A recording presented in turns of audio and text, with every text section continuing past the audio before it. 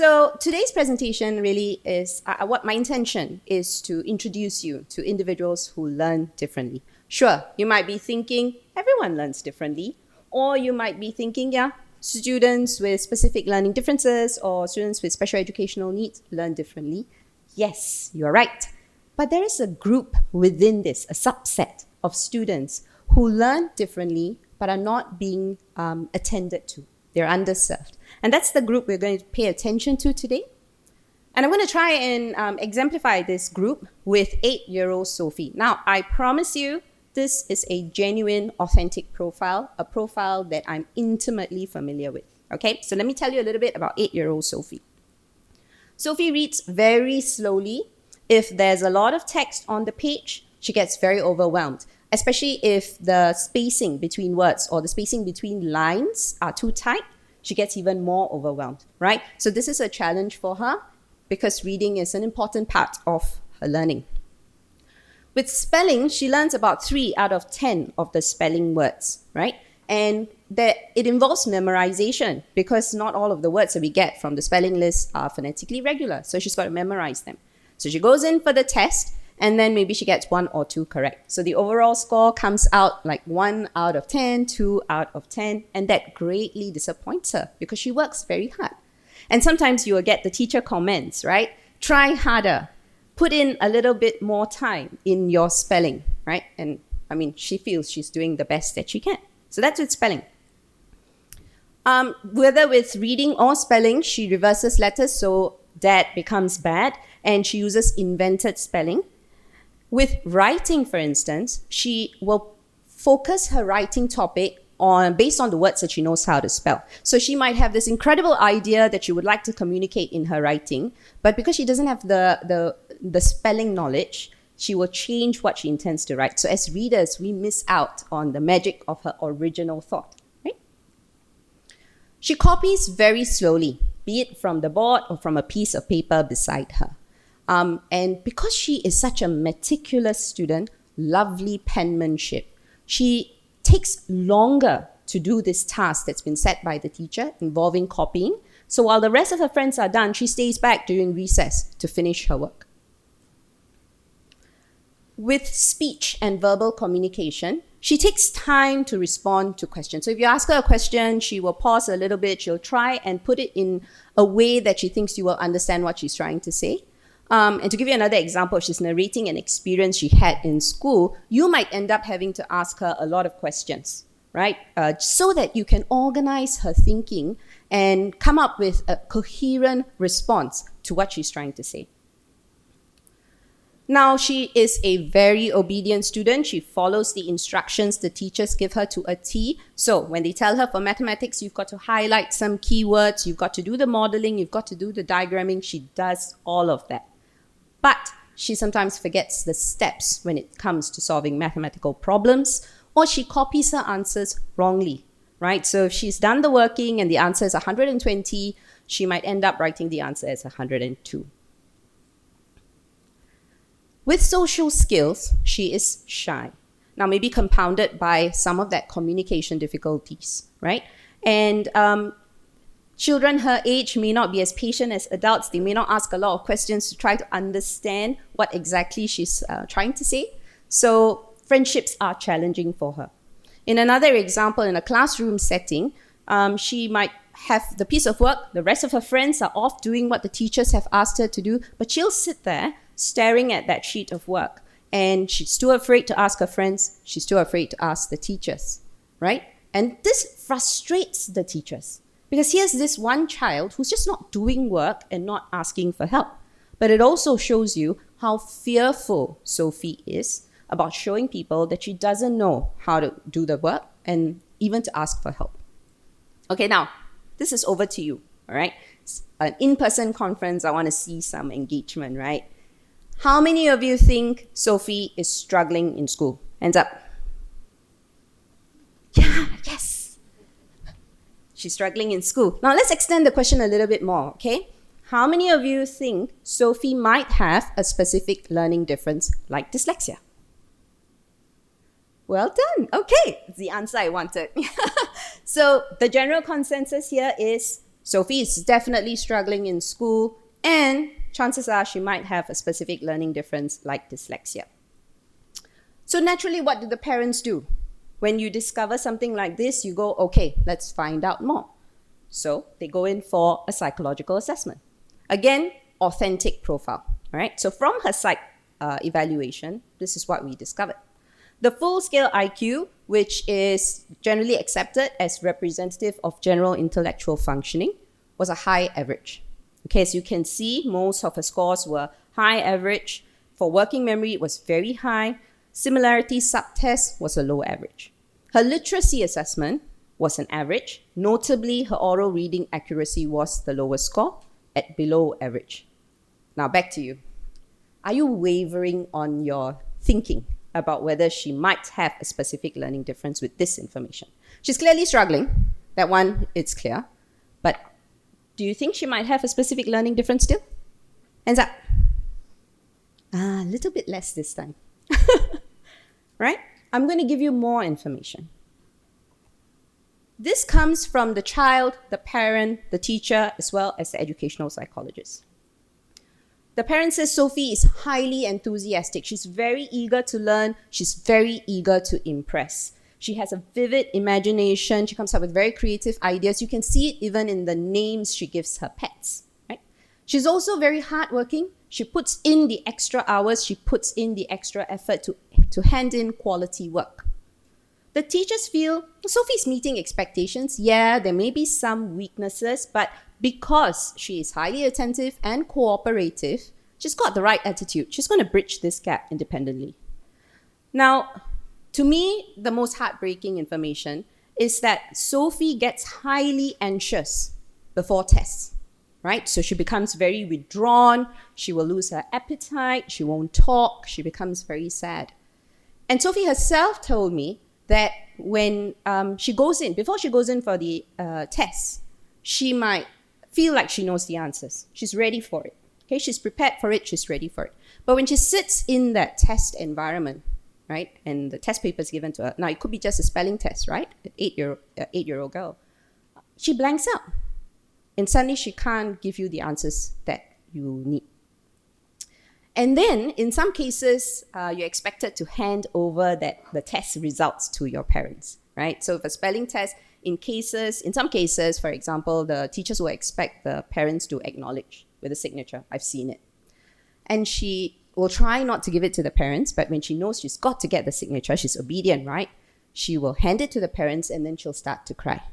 She'll say, I'm sorry, I'll work harder, I'll try harder, I'll do my best.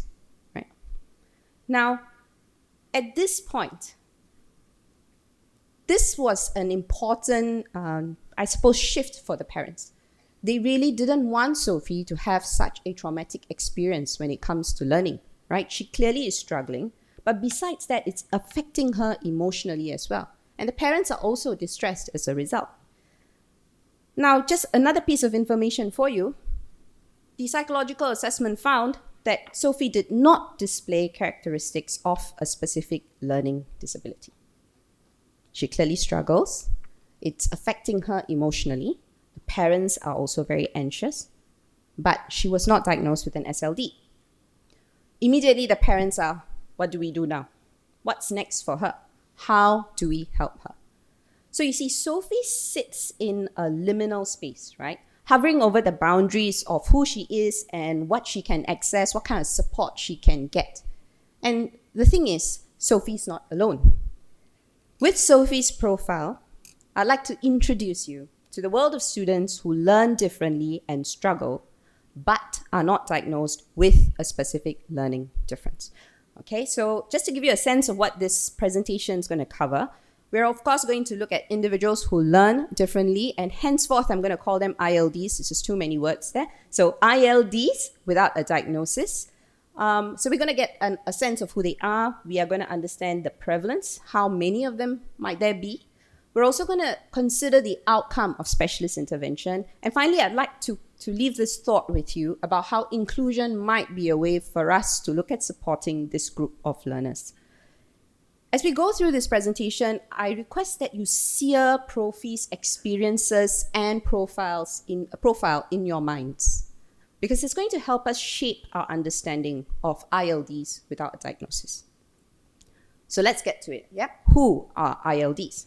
So individuals who learn differently, that's an umbrella term for learners who struggle with aspects of academics. Of course, this involves those who have a diagnosis with either in SEN or SLD, but it also includes those who are not formally diagnosed or meet all of the criteria to conclude with a specific learning difference diagnosis, right? They just don't tick all of the checkboxes.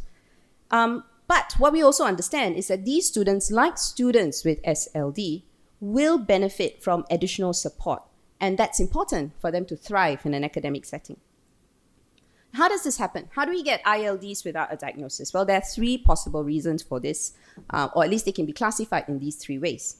One, the late emerging. These are students whose difficulties don't surface till much later in their academic journey. Then you have the late identified.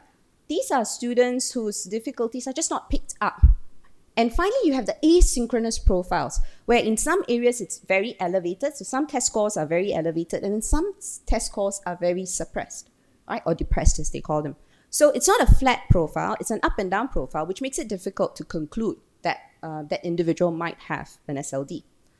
And there are many reasons for this. One, of course, they could be instructional casualties, right? So they're not picked up during their academic experience. Another is the masking of difficulties. And I can give you an example using twice exceptionality. So twice exceptional learners are learners who are both gifted and talented and have a learning difference. So often what happens is their giftedness masks their learning disability or difficulty, and that makes them come across like average students. It's a shame because they clearly have exceptional skills, but they neither receive the support to groom and elevate their exceptional skills, neither do they get the compensatory support strategies to help with their areas of weakness. Another would be where students or individuals independently come up with compensatory strategies. Now, the importance here, or at least the relevance of these compensatory strategies, depends on the complexity of the task and your expectations. So the older you are, the more complex your tasks get or the expectations are, you might think about whether these compensatory strategies remain adequate for you. And that's when, for instance, you might have ILDs without a diagnosis. And finally, it might be about the severity of the difficulties. So we know SLDs sit on a spectrum, and those in the mild and moderate end of that spectrum may not be picked up. We have ILDs without a diagnosis. Let's talk about presence. Are they very prevalent? Are they around? Are there more than one Sophies here, So let's find out. International studies here. So the first block here it's about studies on literacy difficulties, and 1/3 of the sample actually included students who do not have a diagnosis. So they do have literacy difficulties, but they're not diagnosed with any kind of SLD.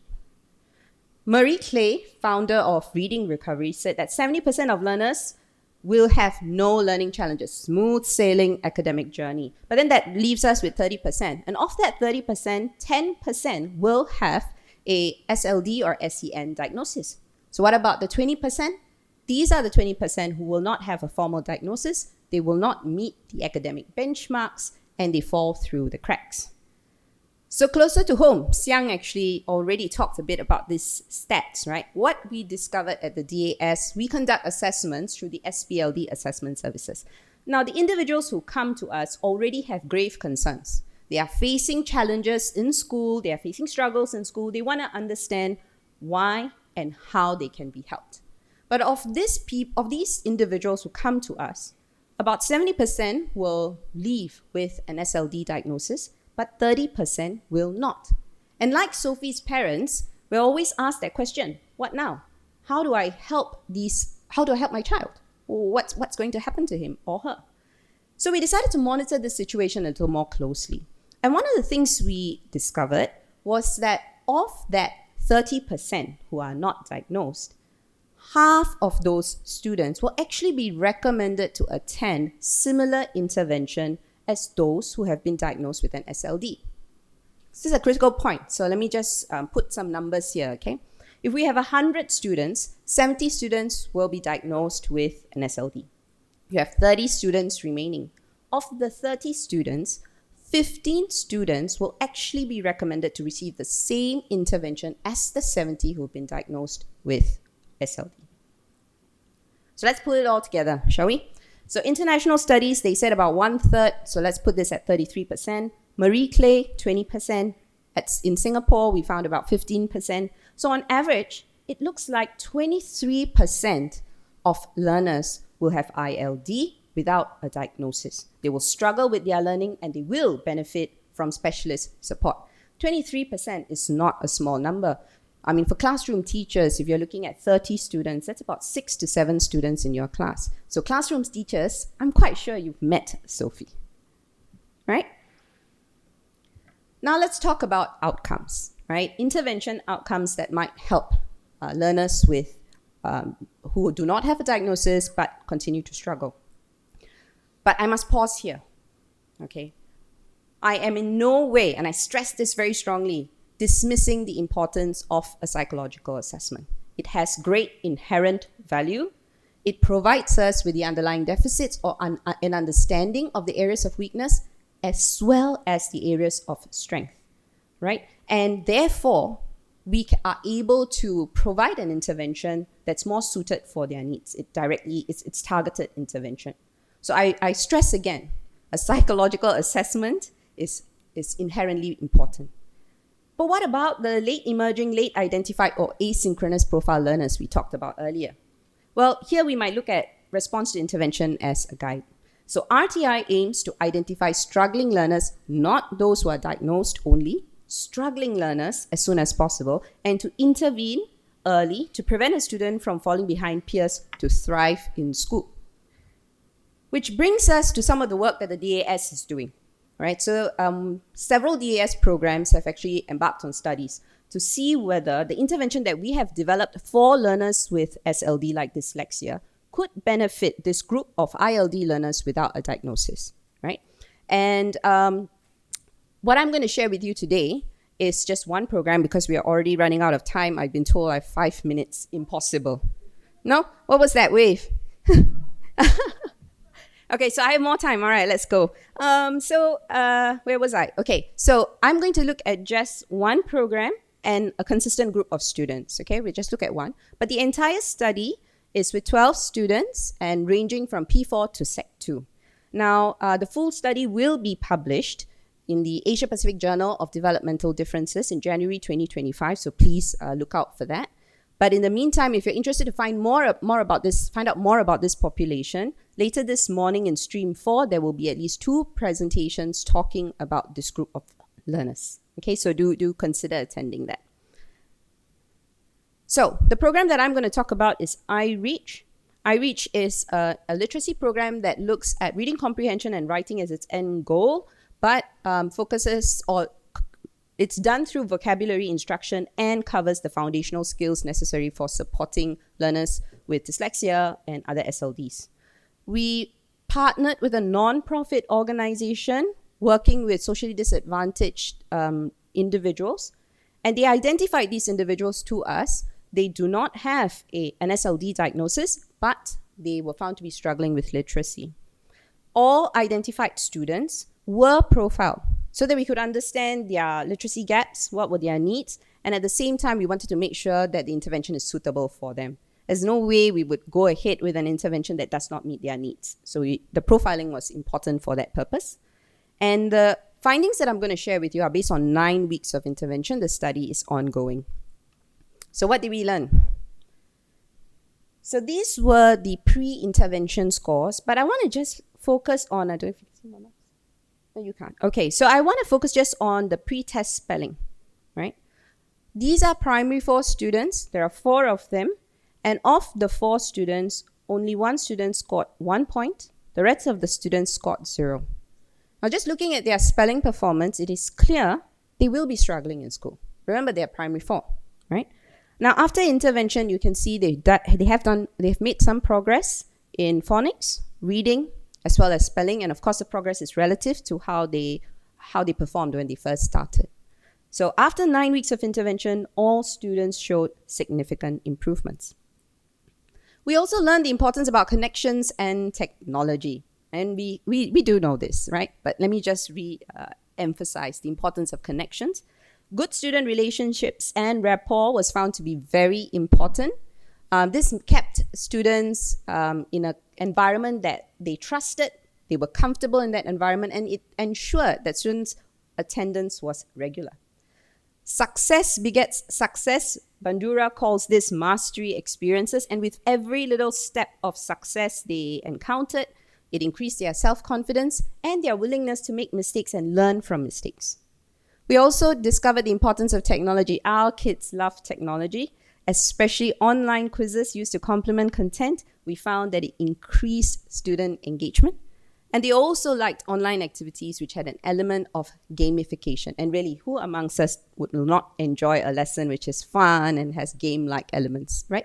So our students certainly enjoyed that. A lot of the teachers who go in to support ILDs without a diagnosis may not be familiar with this group of learners. And I say this because we are working with students with SLD, and often they come with rich information. Background information, we might have a psychological assessment, we might have information that's come from other professionals. So we've got something really to understand the learner with and move on when it comes to intervention. So with the learners, the ILDs without a diagnosis, we did want to understand from the teachers how this experience was. And they found it complex. Complex because the challenges that these students encounter could come from multiple reasons, right? It could be, and I'm going to borrow Frith's causal modeling framework here, it could be biological, it could be cognitive, it could be behavioral, it could be environmental factors that lead to the challenges that these children face. So they did feel like it was a bit of digging in the dark. They didn't know who the student was and they're trying to find out. But we also understood from the teachers that these learners, ILDs without a diagnosis, revealed similar characteristics as those with dyslexia. So this is a literacy intervention, and they found, for instance, that they all had weaknesses in phonological awareness. That's for an example. They also discovered that they had limited or no results when they attended programs like tuition or remedial programs. And this led us to believe that the importance here is that intervention that's provided for them is data-driven, it is evidence-based, it's research-based, and it follows good teaching practices.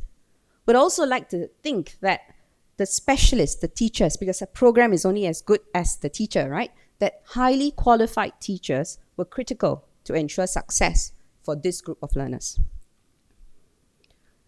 The teachers highlighted two important points. One is the importance of profiling. To begin the process, they felt that profiling must be robust, profiling must provide adequate information with which to kickstart intervention. They also added that being an investigative educator or a reflective practitioner was critical, right? You do need to keep investigating what strategies worked, what strategies didn't, why didn't that strategy work, why did this one work?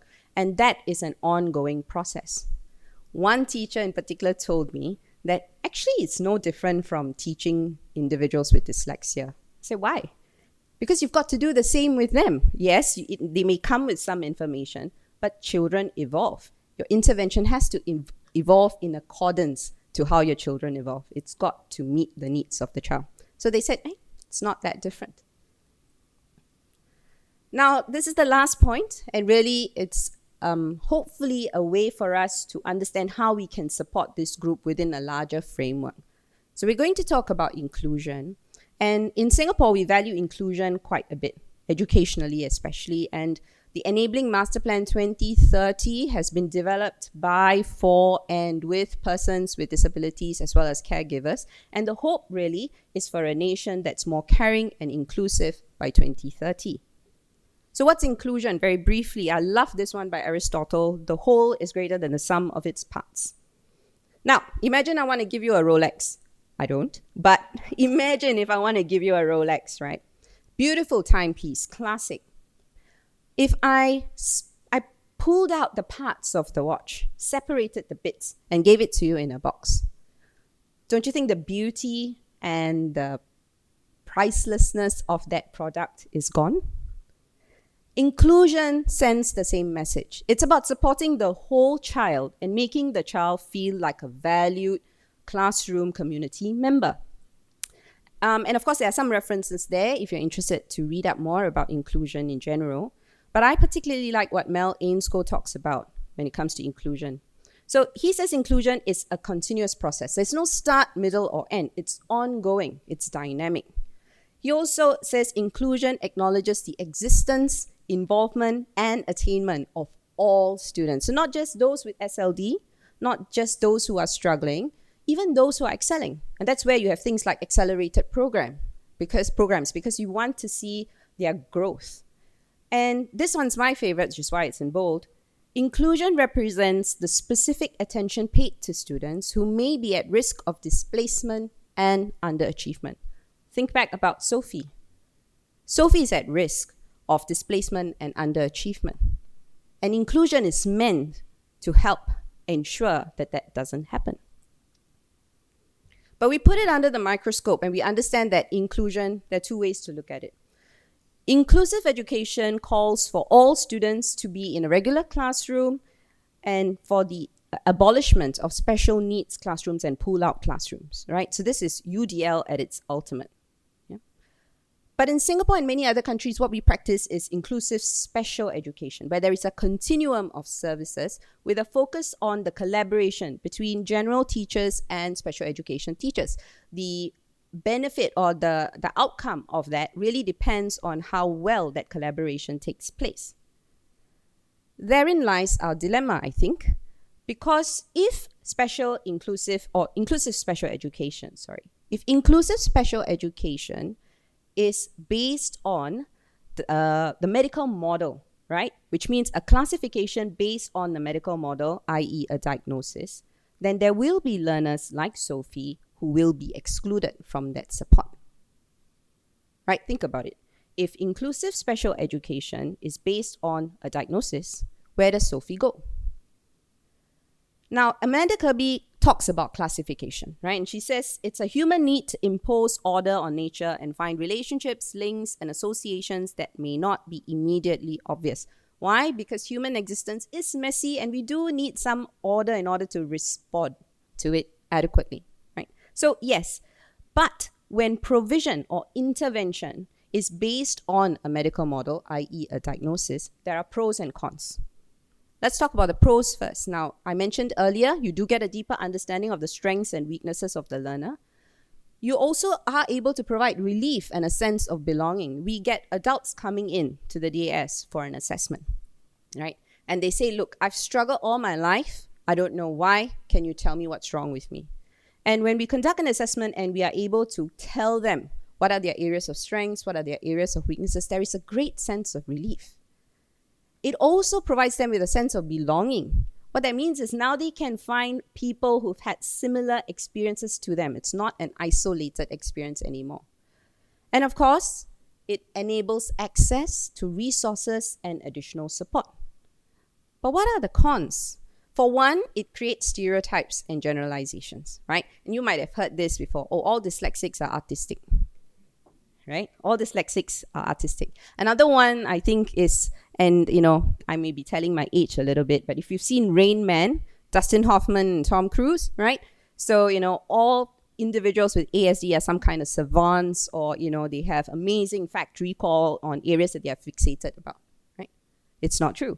These are misconceptions. And if as adults we apply these misconceptions, then, we're not really doing justice to the individual in front of us.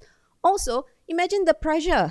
I'm dyslexic and I'm expected to draw. I can't draw, right? So, it's not true, but it does enable this classification based on a medical model does kind of lead to generalizations and stereotypes. But more importantly, it denies those who don't fit into this classification, right? Because if an SLD classification is the way for us to access resources and support, those who don't fit into that classification will not be able to access it. Sophie can't access it. So then what is the impact for someone like Sophie? right? And we've already said that in a class of 30, there are about 6 to 7 of them. We've suggested there might be 23% of ILDs without a diagnosis. So what's the impact to them? So many. In terms of life chances, it impacts their sense of self, quality of life, educational and employment opportunities, relationships with peers, teachers, family members, so many. But I mean, I'm going to focus, I've been told I've got less than 5 minutes now, I'm going to focus on incarceration in particular, all right? So a study done in 2024, a very recent study, went into a prison population and found that 44% of the prison population had attentional struggles. Bear in mind, they are not diagnosed with any sort of SLD, like ADHD or anything of that kind, but they were found to have attentional struggles. In a 2000 study, 47.8% of a prison population was found to have literacy struggles. So clearly, education has an impact on offending and the recidivism rates. Now, Shannon Trust in the UK says that 50% of the prison population have functional literacy abilities, which means their reading proficiency is at the age of 11 years. Right? Functional literacy, 11 years reading age. But what's more interesting to me is that without any sort of adequate intervention, the recidivism rate, so the reoffending rate, jumps to 70%. 70. 70% of them will return to prisons. But with adequate and appropriate intervention, recidivism rate drops to 16%. 1/6. Clearly, education has a significant impact on people who are offenders, but who may be able to find a more positive outcome with the appropriate intervention. So this is where you and I come in. Can you read this? No problem, right? Right? Okay, so here's where we come in, right? This is where we as a community step up. So it's a call for action, right? And it's not just about advocating for your students. No, of course we want you to do that, but it's also about advocating for yourselves. I spoke to a group of preschool teachers, and one of the things that they shared with me was that sense of frustration when they cannot do what they want to do for their learners. They feel so frustrated. What they want as teachers and to fulfill their purpose is that satisfaction that I've done what I can for my learners, right? So we don't need to advocate for ourselves as well. We've got to make sure we have the time, the resources, we attend the right training, and we are sensitive to learners who are struggling. And here, I'm not just talking about the teachers, I'm also talking about the parents. So everyone here, we need to pull together our collective voices, and we need to question educational injustices that lead to inequity, right? We need to help learners like Sophie. So I leave you with this question. Do we exclude students like Sophie who are struggling because they do not meet diagnostic criteria? Yeah. So, I mean, our hearts are in the right place. We're all here. We want to do better, and we will, right? And I know you've said it. The answer is no. We cannot exclude them as long as they are struggling. And here's a Chinese proverb. It's not going to be a straightforward journey. It's not going to be smooth sailing. It's going to be bumpy, but let's not be afraid of going slowly. Let's be afraid of standing still, because education is about progress, and with progress comes opportunities, and we must capture these opportunities for ourselves and for our learners. Now, there's a lot more we can talk about. This is really just an introduction to ILDs without a diagnosis. As I mentioned, Stream 4, there will be 2 more presentations at least on this topic. But I do hope that we can get this conversation rolling. We can talk a lot about this. We can talk about profiling, tools, strategies that we can use for this group of learners. So let's keep this conversation going. Connect with me. I'd love to hear your thoughts and your views. And of course, have a wonderful conference. Thank you very much for your time.